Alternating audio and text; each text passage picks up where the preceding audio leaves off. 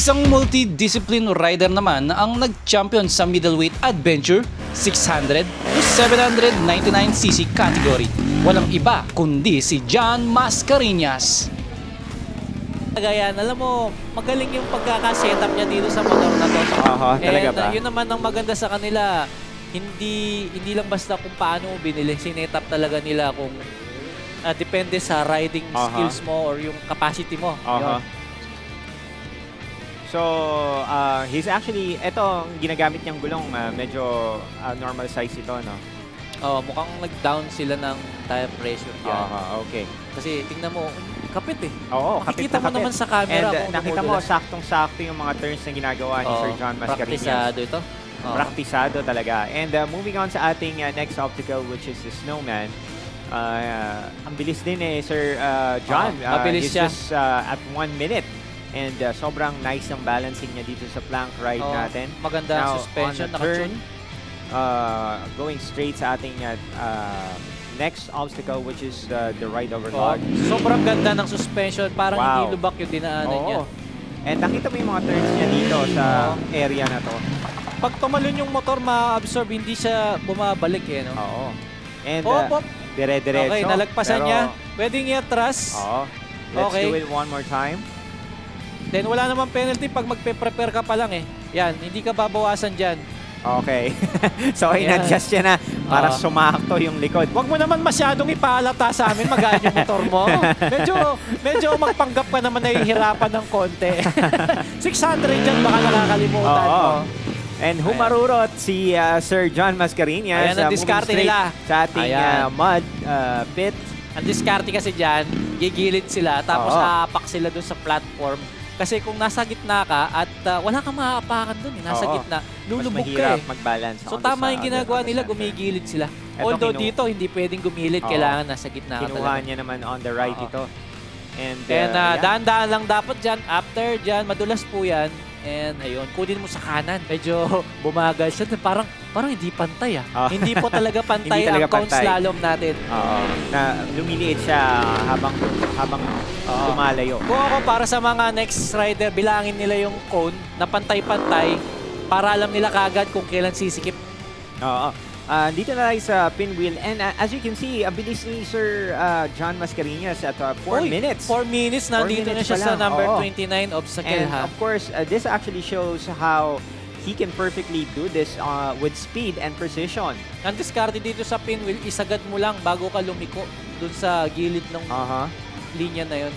Oo nga, napansin ko nga rin yun. Pero dapat distance din ng konti kasi delikado pagka tumama yung manibela mo. Kailangan pag akyat mo dyan, takbo ka rin. Kailangan huwag ka maiiwan sa motor. Praktisado itong si Sir John Mascarenhas. So, super smooth. Ayan. Nakita mo, tumalon lang siya. Performance. Tinalon lang niya. Pwede naman yun eh. Ayan, so... Ayan. And then... So, napaka-importante rin na may hawakan yung motor ninyo sa likod, ha? Kasi alam ko, as much as possible, magaan yung motor nyo, tatanggalin nyo lahat. Pero dapat mag-iwan kayo ng mahahawakan nyo pa rin yung motor sa likod. Pababa. Ayan, pwede palang ikutin ng ganun. Yung iba, iikot pa sa harap. Ang bilis. Pwede pala yan, no? May bumuelo na lang siya doon. Nagkaroon ng idea ngayon yung ating mga competitor. 41. Obstacle number 41. And as you can see, running at 7 minutes and 31 seconds. Tingnan natin kung si Sir John Mascarenhas ba ang magtatap sa ating leaderboard with this score. Wow, that was a quick run at the wire buzzer. And moving on sa ating elephant turn, may goal talaga si Sir John Mascarenhas on this competition for today. Hindi lang gusto niyang matapos, he was able to really park and precisely and do the buzzer at 8 minutes. Wow! 8:01. That was a quick turn. Okay, now we're moving straight sa awarding ng ating pong finisher na si Sir John Mascarenhas. Congratulations! Ibibigay ni Ma'am Ella Maximo ang kanyang award. For the middleweight adventure category using the Tenere 600 na parang binuhat nilang ng sobrang gaan. Hi, I am John Mascarenhas and I'm a dirt bike rider and adventure bike rider and motocross rider, siyempre.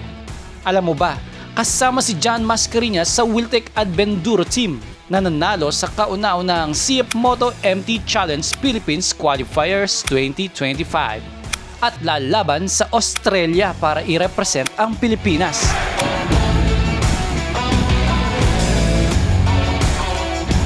Sabi ko nga kanina, multi-riding discipline ang hilig ni John, gaya ng trail riding, enduro, and motocross riding. Mga riding styles na nangangailangan ng malawak na riding skills.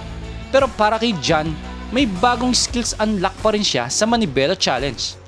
Yes, ang mga nadagdag sa skill ko na naman ngayon ay dati, di ba, racer ako. Gusto ko yung puro hataw, mabilis. Pero nung practice ko dito, wow, hindi pa pala ako marunong mag-drive.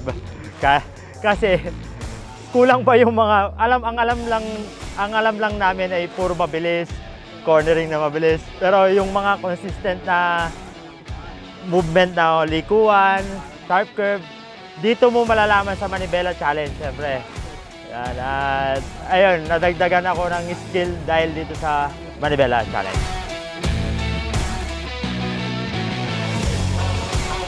Ang Yamaha Tenere 700 naman ang naging partner ni John Mascareñas sa middleweight category. Ang Yamaha Tenere 700 ay isa sa motorcycle produced by Yamaha Motor Corporation na may offer ng power at comfort in one package.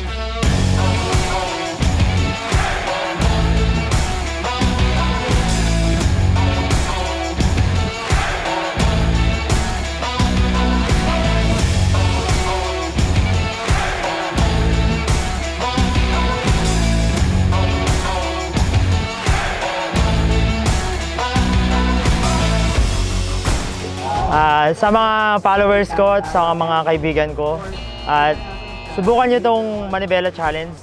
Napakaganda niya at yung akala natin ganun-ganun lang siya, na madali lang, hindi siya.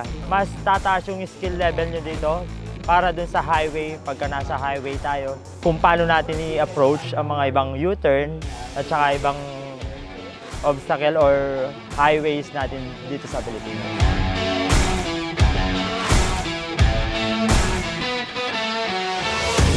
Yes, maraming salamat Sir Daniel Razon dito sa Manibela Challenge. Siyempre sa UNTV, maraming salamat po. Kita-kits po sa Season 3.